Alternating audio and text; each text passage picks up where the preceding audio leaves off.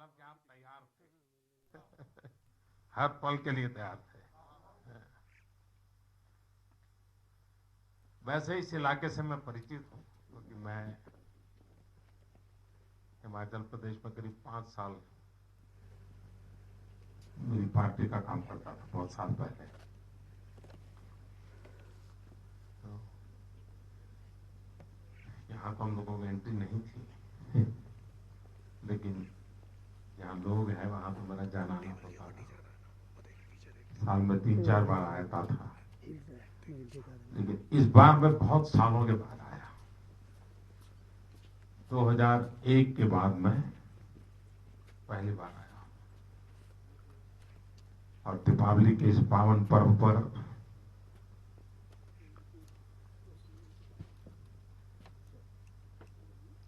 सामान्य रूप से हर किसी का मन करता है दिवाली अपनों के बीच मनाना।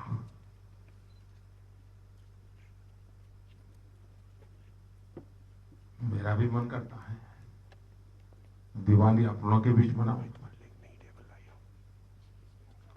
और जो अपने हैं उनके बीच आया हूं, और इसीलिए हंसते खेलते हुए दिवाली मनाने आया हूं।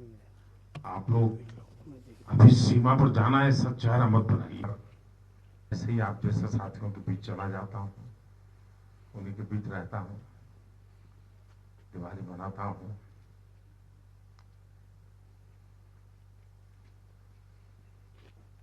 और ये काम मैं प्रधानमंत्री बनने की बात कर रहा हूं, ऐसा नहीं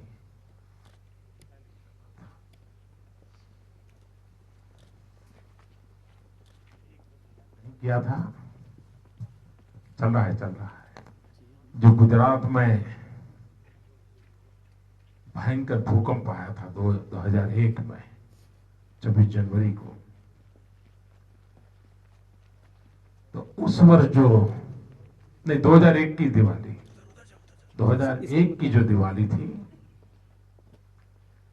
मैंने उस समय तय किया था कि मैं जो भूकंप पीड़ित परिवार है उनके बीच मनाऊंगा। तो उस वर्ष मैं चाहे सीआरपी हो, चाहे बीएसएफ हो, चाहे फौज के लोग हो, उनके बीच नहीं गया था। अन्यथा मैं कई वर्षों से दीपावली के दिन देश की सुरक्षा में जो लोग लगे हैं, जिनके कारण देश सुख चैन की जिंदगी जी सकता है, जब आप जगते हैं तब वो सोते हैं। अगर आप न जगते तो उनके नसीब नींद भी नहीं होती। और इसलिए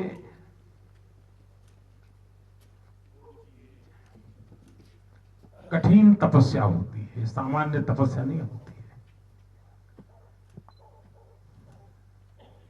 मन से देश के लिए कुछ करना जो भाव रहता है। सामान्य व्यक्ति इस तलाश में रहता है कि आगे कैरियर कैसी होगी, गांव में ही सेटल होंगे कि नजदीक के किसी शहर में सेटल होंगे। आप वो लोग हैं जो इस चिंता में रहते हैं कि यार 3 साल हुए लेकिन कोई गोली चलाने का मौका नहीं मिला।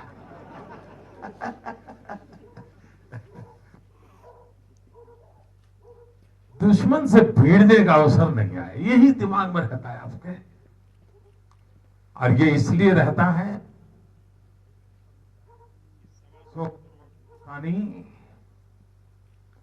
उनका भाग्य, भारत का भविष्य,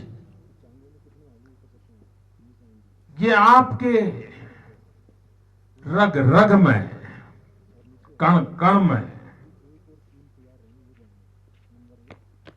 लिप्त है, पूरी तरह घुमे गया है। इस बार दिवाली में आप लोग यहाँ मोबाइल फोन वगैरह कनेक्टिविटी मिलती है? नहीं मिलती है। हाँ, उसका कारण है कि वो तुरंत सामने भी मिल जाती है। मैंने इस बार, इन दिनों सोशल मीडिया की जरा ज्यादा ही प्रभाव है, तो देशवासियों को रिक्वेस्ट की थी कि इस बार संदेश टू सोल्जर, अब मैंने तो दिया संदेश, अपनी भावनाएं व्यक्त की, लेकिन मैंने देखा करोड़ों करोड़ों हिंदुस्तानियों ने इस बार दिवाली का दिया जवानों के नाम पे जलाया। पूरे देश में ऐसा माहौल, आप तो यहां इतने दूर हैं, शायद अंदाज तक नहीं होगा क्या चल रहा है।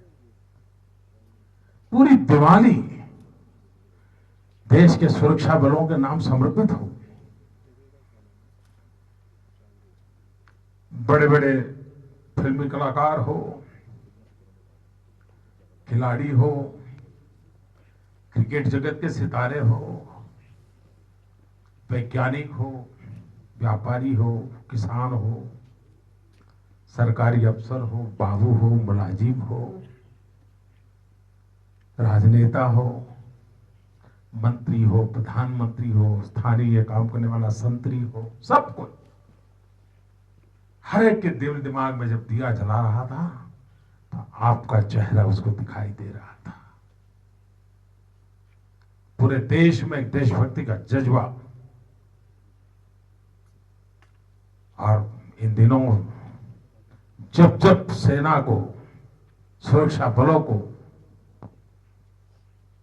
चाहे आईटीबीपी के लोग हो, चाहे कोस्ट गार्ड के हो, सीआरपीएफ के हो, बीएसएफ के हो, आर्मी के हो, नेवी के हो, एयरफोर्स के हो, जिनको जिनको जहां भी देश के लिए कुछ कर गुजरने का मौका मिला, देश का सीना तन जाए ऐसा करके दिखाया।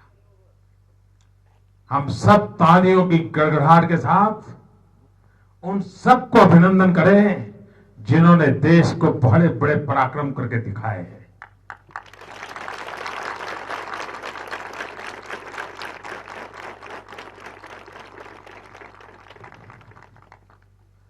जिन्होंने शहादत मोली है वो तो देश के लिए अमर हुए हैं। उनके परिवारों ने भी बलिदान दिया है,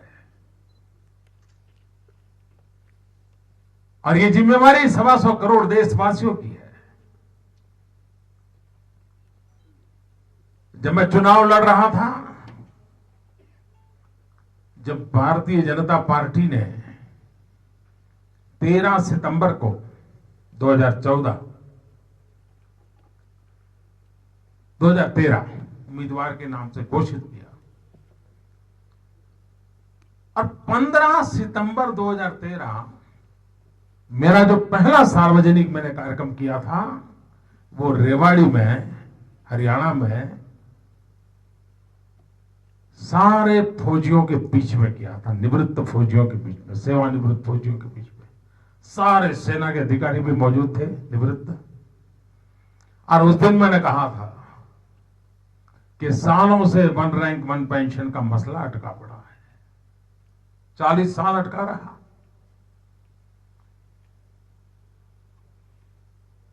और जो सरकार में बैठे थे वो पता भी नहीं था कि है क्या चीज।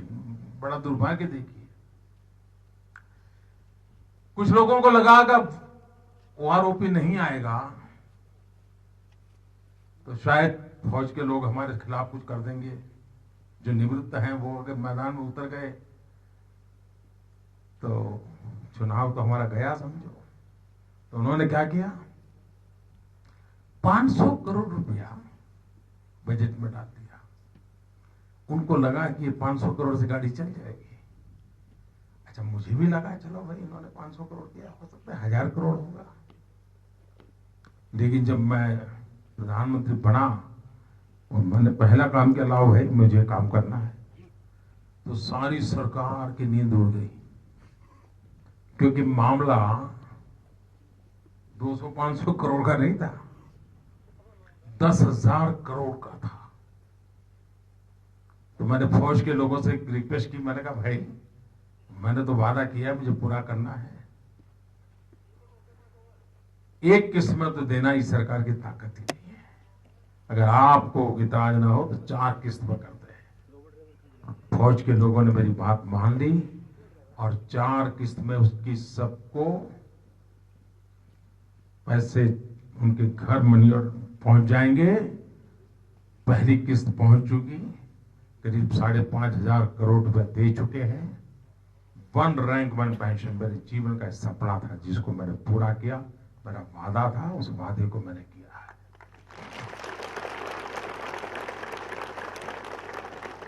जितनी बातें फौज की तरफ से मेरे सामने आती रहती हैं, मेरा लगाव भी है आप लोगों के प्रति, अपनेपन का लगाव है।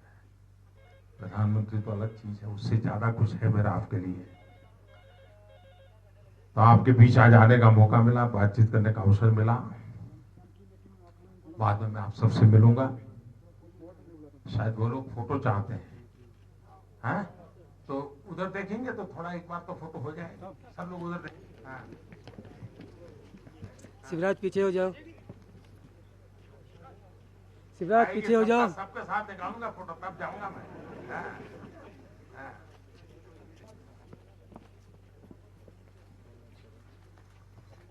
ऐसा मसला है कि ट्रेन में हम बैठे हैं, तो जो नया आएगा उसको कहेंगे जगह रही है।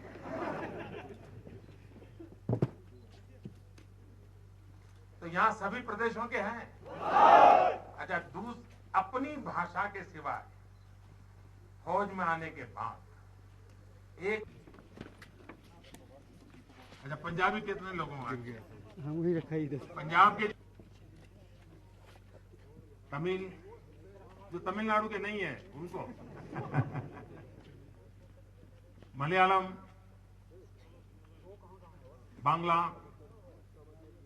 देखिए, एक काम करना चाहिए आप लोगों ने, क्योंकि आपको ये मौका मिलता है, तो अपने साथियों से एक लैंग्वेज जरूर सीखनी चाहिए। ड्यूटी ट्रांसफर हो जाए तो जहां जाए वहां दूसरी लैंग्वेज। आपकी इतनी बड़ी ताकत बढ़ जाएगी जिसकी आप कल्पना नहीं कर सकते। और सीख सकते हैं, कोई मुश्किल काम नहीं है। वो लोग 2 तेलुगु भाषा में बात करते होंगे ना, तो आपको समझ आ जाता होगा, हाँ ये कर रहा है। तो सीख सकते हैं, आप आराम से सीख सकते हैं। तो मेरे साथ पूरी ताकत से बोलिए, भारत माता की, भारत माता की, भारत माता की, भारत माता की। आप में से कौन बुलाएगा? भारत माता की।